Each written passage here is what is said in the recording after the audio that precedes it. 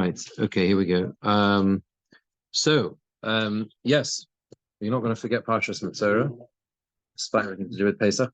Admittedly, not that much Ramban for Parshas Meztorah. There's a relatively limited amount. But nevertheless, we will try and do what we can. So the Ramban says at the very beginning of the Parsha, the Pasuk says, "V'huvo el hakohen," and he picks up on obviously we know the Meztorah deals with the purification process, the tahara that the Meztorah has to undergo. And the beginning of the parsha says, he is brought to the Kohen. And the Kohen has to go out of the machane. So the Ramban picks up on this interesting seeming contrast here, right? On the one hand, he's brought to the Kohen. On the other hand, the Kohen has to go out. So which is it? Is he going to the Kohen or is the Kohen going to him? So Ramban says, this should be the law of the Meztorah.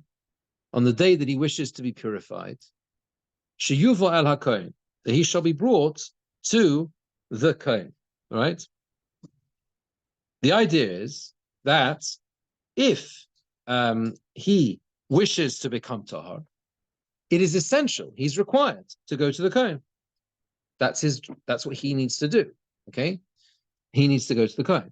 Because the only way he can be purified, the only way he can leave the state of Toras is through the word of the Kohen. And after that, it explains that the Kohen shall go out to the place where the Meztorah is, the Mokom Moshavoi, the place where he is dwelling, outside the Machane, he shall not come to him, even if he's healed from the Toras. Now, this is very interesting. This is very, very interesting. Because what the Ramban seems to be highlighting here to resolve the problem of how it is that which direction is it? Yeah, that's right. So it says, he has to come to the Kohen, but the Kohen goes to him. But it says you have to be brought there. Yes, yes, that's interesting as well. He's brought there, right? So you could understand, and I'm using here this the Pirush on the Ramban, the early edition of the Ramban, who brings the Pirush of the Korazahov, who says that the concept is a sense of compulsion. That's what, and that may be the implication of the huvo, right? The huvo, he shall be brought. What does it mean, compulsion? It doesn't necessarily mean, right, that others are bringing him, although you could understand it, I mean, I can see here the Avi, well, it says, let me just see, V'huva kamoi chaverov. Yeah. He's understanding, okay. Interesting, with his friends, V'huva maybe, okay. Okay, either way, it could, it could be that they that he is maybe there is a need for him to be brought by others. It could be that it's understood that way, but you could also understand it that he is compelled to come. Maybe that's the v'huva, which is like a more passive rather than someone else doing it, rather than himself, right? So he's compelled to come. But I think the key point that the Ramban is bringing out here is that the willingness, the rotzon, has to come from the Meztorah. So, in other words, even though in reality the Kohen goes to him, right? The Kohen goes to where he is and finds him in the place that he is, but it only starts if he has a willingness to become tahar himself, right? He is required to go to the Kohen, so to speak, which means he's ready to go and he approaches the Kohen, but then the Kohen actually comes to him.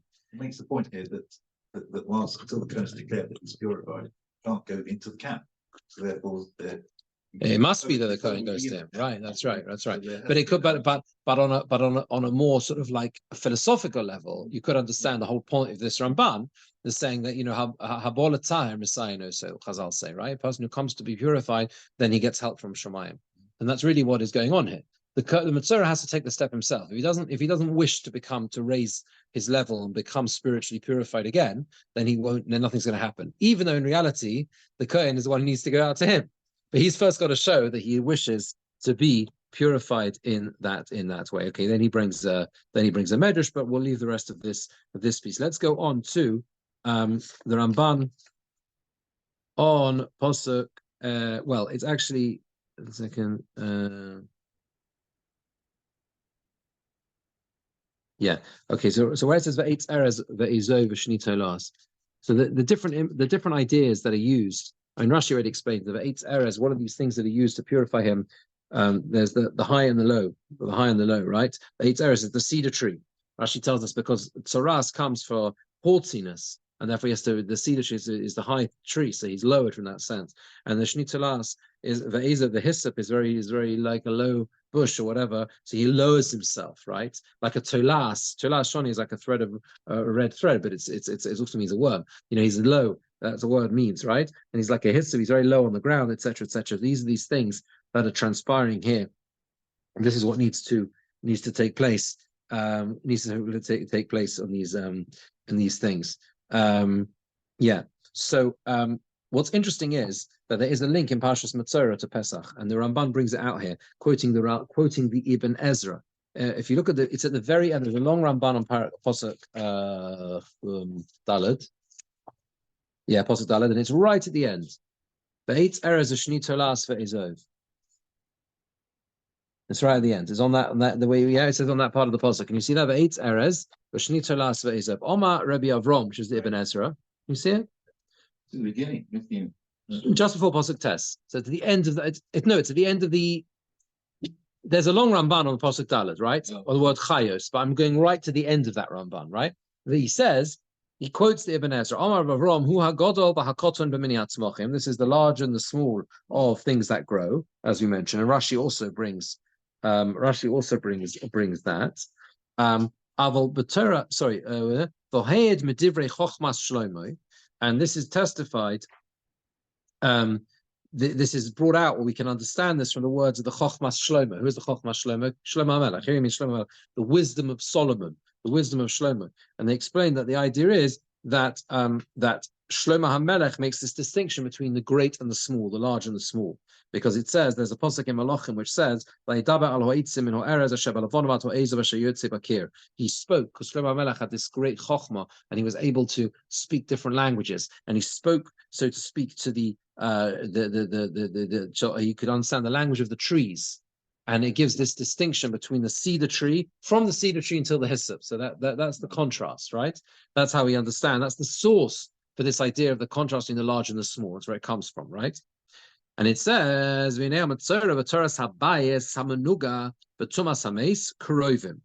three things are all close together. They all, if you like, from one cause. They come maybe from one course, or they're one entity, or they have a link together. The idea of the Meztorah, the house which gets Toras, which is also dealt with this parsha, and also the Tumas Mace and the impurity that somebody comes into contact with the deceased. They also all have the same, the very strict levels of tumah, of impurity. V'neheim kidmus Pesach Mitzrayim. Now, those are very cryptic words, and they are like the image, or they are similar to Pesach Mitzrayim. Pesach Mitzrayim. Now, the Ibn Ezra.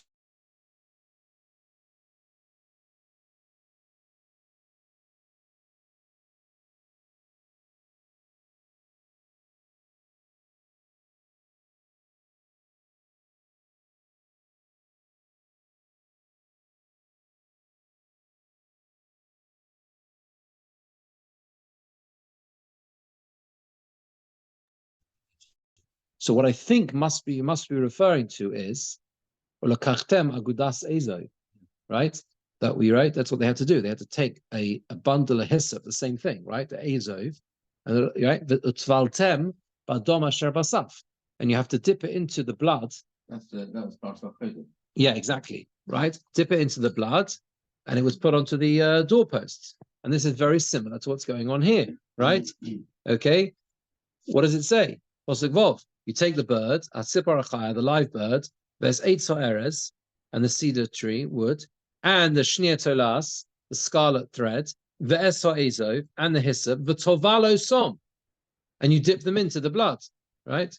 Ve'es Eitz Tzipora Chayah, B'damat Tzipora Shchuta, in the blood of the shechted one, Alamayim HaChaim, on the pure water. So there is this parallel somehow going on between the two. He doesn't explain it further than that.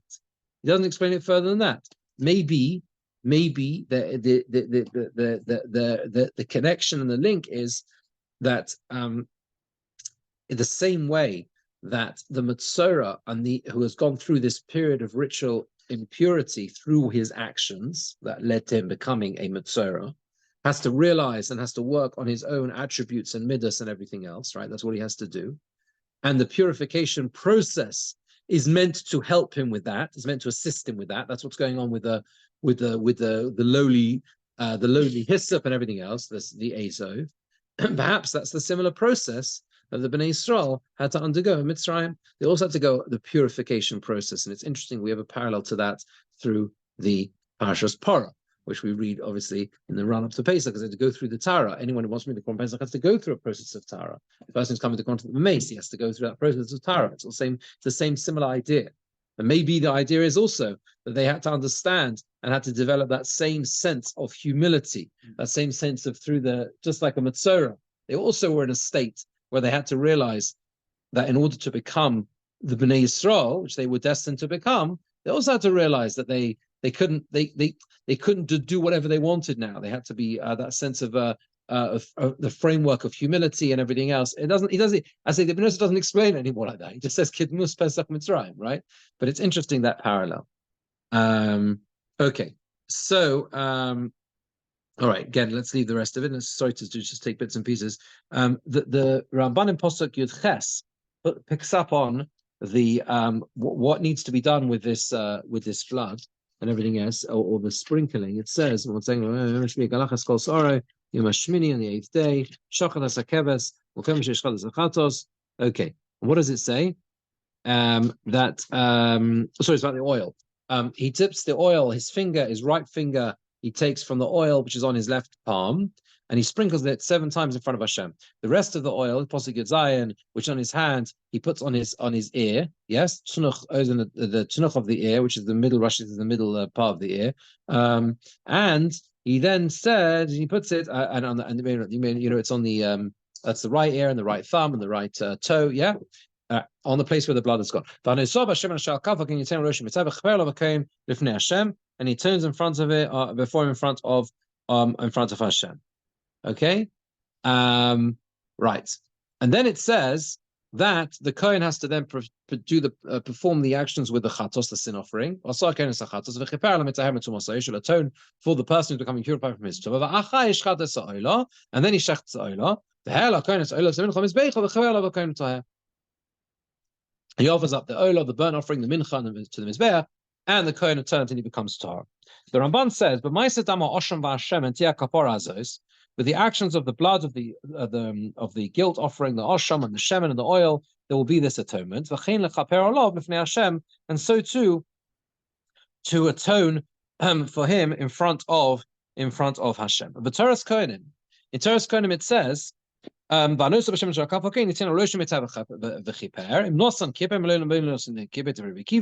Kiva says, if he puts the oil, he receives atonement, and if not. That the remainder of the mitzvah, but whether he puts the oil on or not on his head, he still achieves atonement. Okay, and if so, according to Rabbi Yochanan ben Nuri, who says that you can achieve atonement even without if the oil is not done. When it says he will atone for him, it must refer to the I think it means it refers to the asham, to the asham itself. Okay. Now the key point I wanted to get to is the next bit. The Ramban says like this: V'hinei, behold, Omar HaKosav ba'asham v'chiper. He says there is a kapara, there's an atonement with the asham, the guilt offering. And then it says with the sin offering, right? And he will atone for the metaher, right? And the one becoming purified from his tomb. And it also says with the burnt offering and the mincha, the kohen should atone for him and he will come to. What are all these things coming to atone for?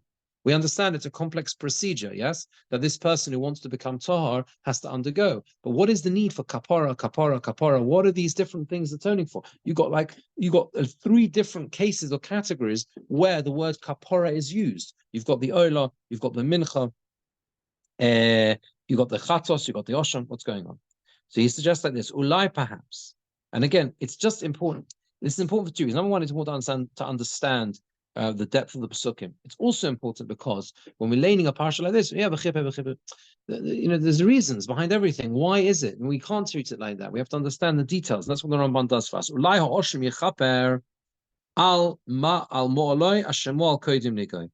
the Ramban does is he understands these atonements as past, present, and future. So he says that it could be that the osham, the guilt offering, is atoning al mo'aloi Hashem al kodim nigo, the trespass, the transgression, like mi'ila, right? That he did before he got the Toras. V'achatos, and the sin offering, and that makes sense, by the way, because if you think about an osham, what is a guilt offering? So that's for what he did in the first place, before he even came, what led to him to getting the Toras, okay? V'achatos, and the sin offering al chetoy asher chata b'mei hanega. The sin offering is for the sin that he committed at the time when he had Toras. What's that? What sin did he do then? We know that Toras comes because of something you did before. He spoke Lashon Hara, he have acted in interpersonal relationships in a bad way. Ulai says something fascinating. Ulai b'tzaroi. Why does he determine? Maybe when he was in pain, nosan tiflo lelokim. Maybe he ascribed impropriety to Hashem, God forbid, right?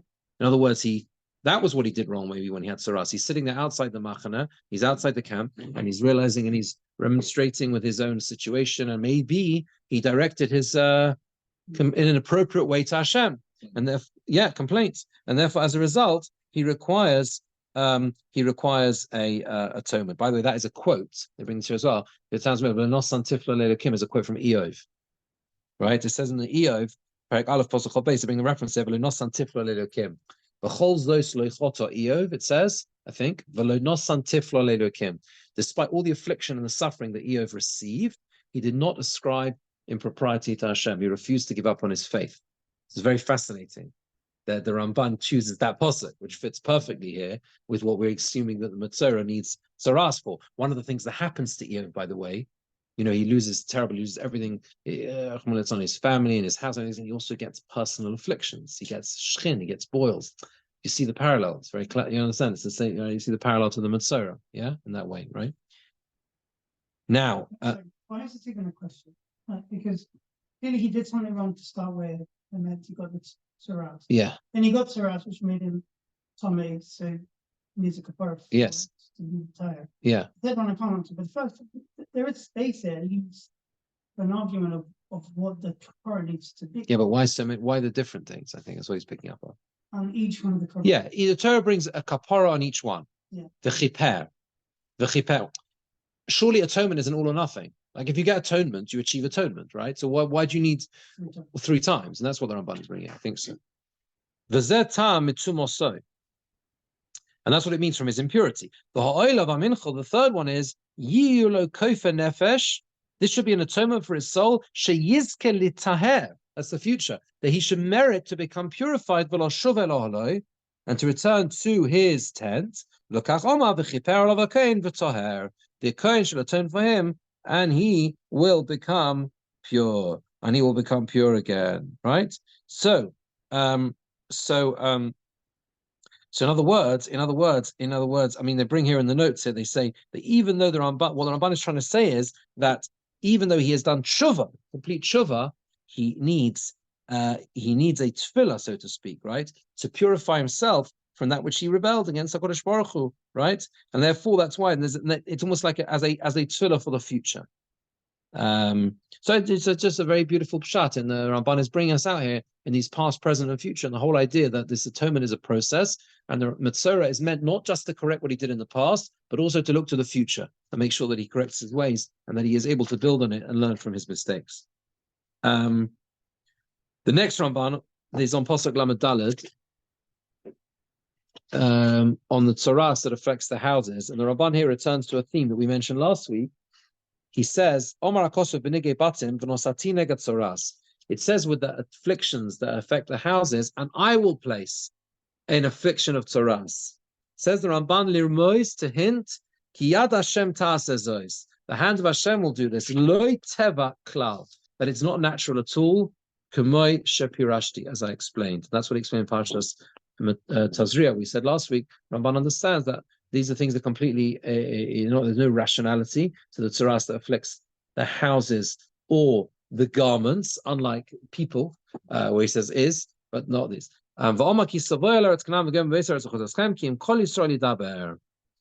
Because he's speaking to all of the Bnei Yisrael when you come into the land of Canaan.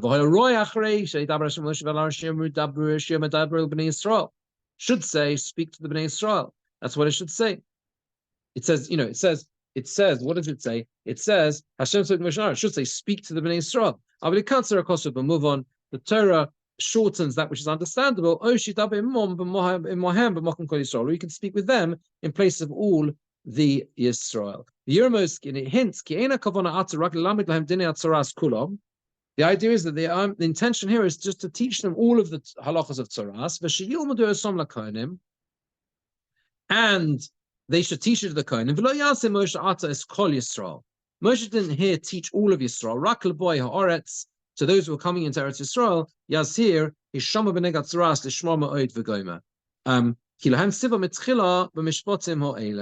He had to warn them, okay, only those who came into Eretz Yisrael, he warned them by saying, be very careful with Toras, to be careful to listen to what the Kohanim say, because with them, he taught them first about these rules. I think what he's trying to say is that that there was a command that the Moshe Rabbeinu it sort of shortened what he referred to with Toras later on in the Torah. In Sefer Devarim it says, Hishama b'negat Toras. That's all it says. Be careful about negat Toras. It's just one posuk about it. So it seems that they were commanded here earlier on in this week's parasha at length, right? At length. And the idea was to teach them all of the halachas of Toras, and they would need to teach it to the Kohanim. But it could be, I think this is what he means, that it could be that the whole of the Bnei Yisrael didn't need to know perhaps all of the details. The principal people who needed to know what to do, obviously, was the Kohanim. They were the ones who needed to know how to carry it out, right? I think that's what it means. That's the idea I think that he's trying to express here, and that's what we see later on. Okay, so is there any indication that the Bnei Yisrael were warned about their conduct to avoid Toras in the first place, rather than just knowing how to? Yeah, that's his shop. Okay, so it depends. It's interesting because Shama b'negat Toras, okay, in Dvarim is a low sasa, is a negative commandment not to cut off a Toras. In other words, not to imagine it hadn't been there, just scrape it off. Shama b'negat Toras is rather you don't cut it off, you got to. But in juxtaposition to Shama b'negat Toras, the next pasuk is Zachor es asher asa Hashem Elokecha leMiriam, right? But and that's how Chazal learn from the juxtaposition of the action of be careful. Remember Miriam, Hisham and Toras. I can't remember which order it is, but they're next to each other, right? Yeah. So therefore, that's how we learn that Toras comes from that. Yeah, it's a smuchim. So two things are close together.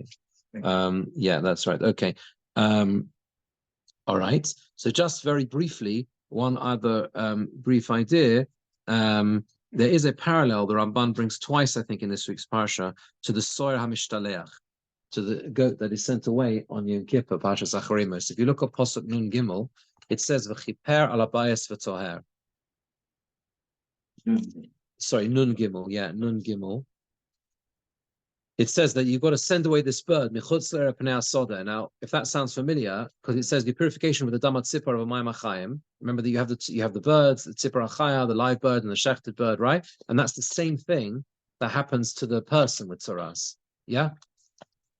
You know that? You've got the same thing, you've got the two birds, yeah? One is sent away and one is kept live. So now if you think about it, the parallel is obvious with Yom Kippur, with Acharemos, right? You have the parsha of what happened in Yom Kippur. You have the two goats. You have the one that's sent away. and the one that's kept, the one that's shechted, right? So the Ramban tells us like this: in our kapora hazos, gimel, this atonement, but tzipar hamishtalachas, with the bird that is sent away, right? Shetisa hatzipores kol avonosov el mechutz lo'er el pnei hasoda, that the bird should carry away all of his sins outside the city to the field. Ke'inyan hakapora b'soyer hamishtalech, like the idea of the atonement with that's the soyer hamishtalech, with the goat that's sent away. Because the punishment for a person who receives the tzoras in his house is not the same as the punishment person who gets it on his person. There's less of a procedure here, right? He doesn't have to bring a sin offering and a guilt offering, the person who receives it on his house. Right?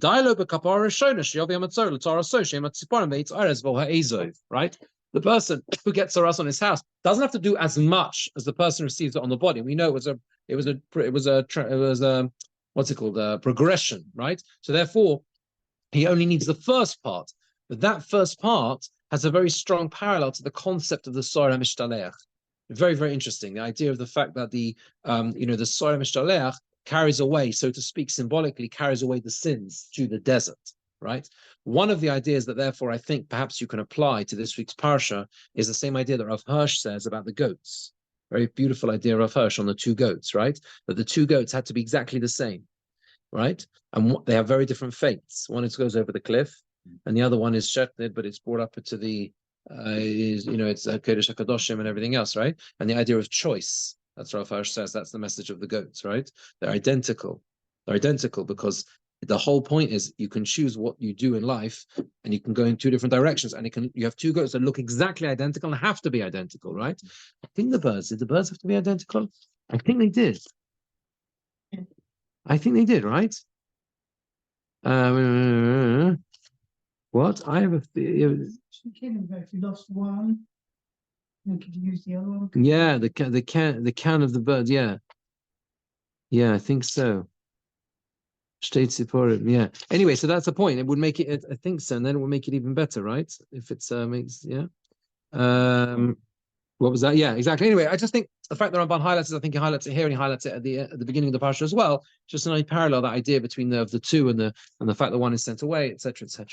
Okay, very good. So I wish you a very good Shabbos.